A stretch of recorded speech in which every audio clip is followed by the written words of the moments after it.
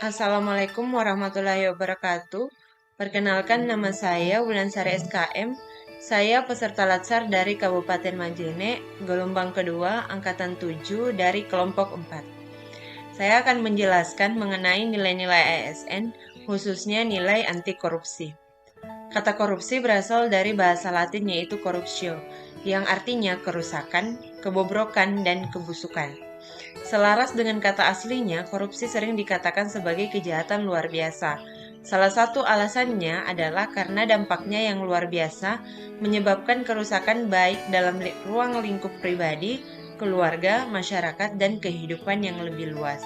Kerusakan tersebut tidak hanya terjadi dalam kurun waktu yang pendek, namun dapat berdampak secara jangka panjang.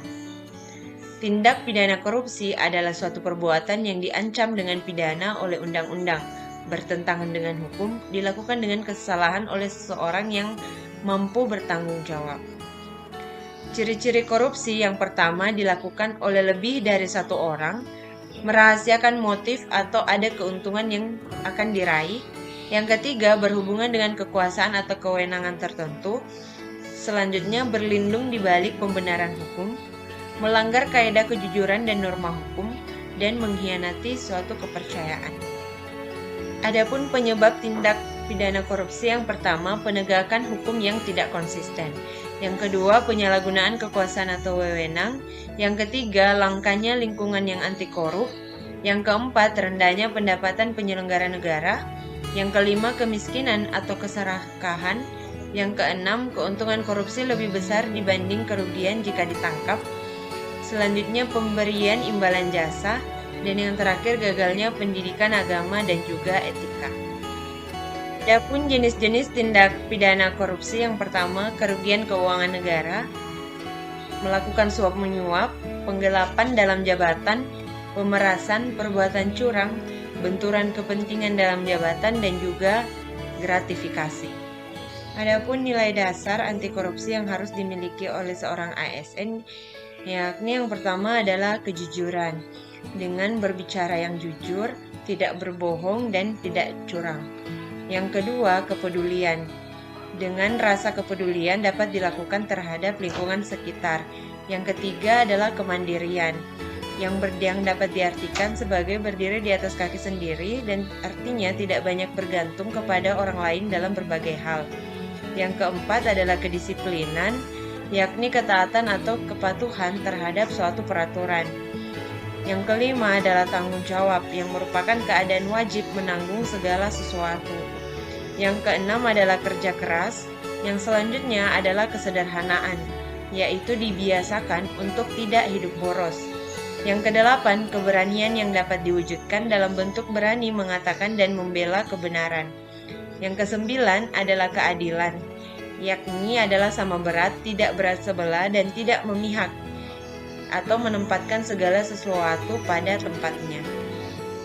Adapun weakness atau kelemahan anti korupsi di unit kerja, khususnya Puskesmas Uluwanda, yang pertama, kurangnya kesadaran pribadi, yaitu disiplin dalam menaati peraturan yang berlaku.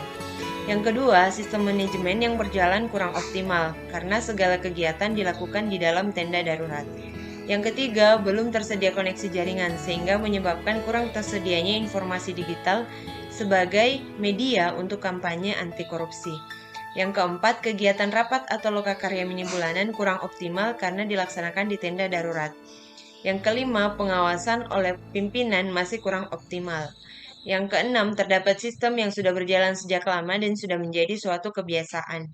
Yang ketujuh, adanya rasa ketidakpuasan dari pribadi seseorang, tidak puas dengan gaji atau upah yang diterima. Yang kedelapan, belum adanya komitmen bersama untuk mencegah korupsi. Yang kesembilan, masih lemahnya moral dan etika dari pribadi seseorang. Yang terakhir, masih kurangnya pemahaman mengenai hukum, khususnya terkait tindak pidana korupsi.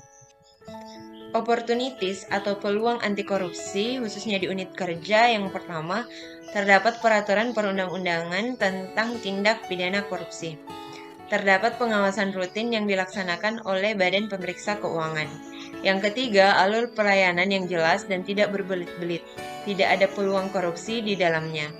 Yang keempat, terdapat perlindungan hukum bagi masyarakat yang melaporkan tindak pidana korupsi. Yang kelima, kegiatan lokakarya mini bulanan atau rapat-rapat rutin sebagai sarana untuk memonitoring semua kegiatan yang ada di puskesmas.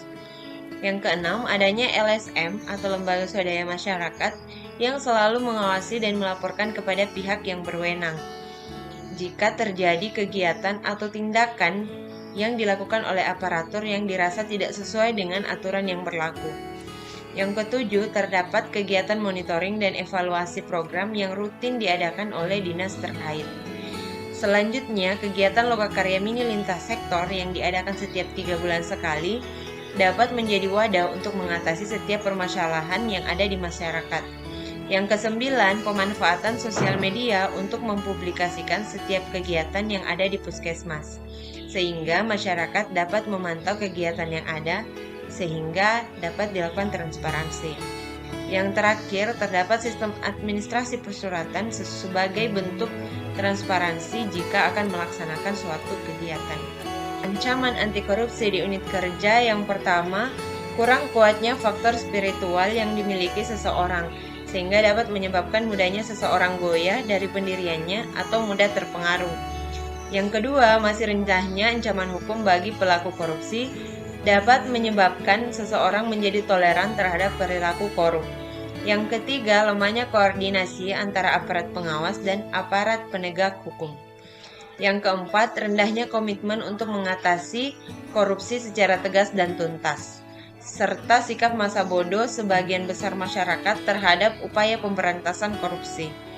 Selanjutnya, lemahnya penegakan hukum, penanganan korupsi, serta sulitnya pembuktian terhadap tindak pidana korupsi.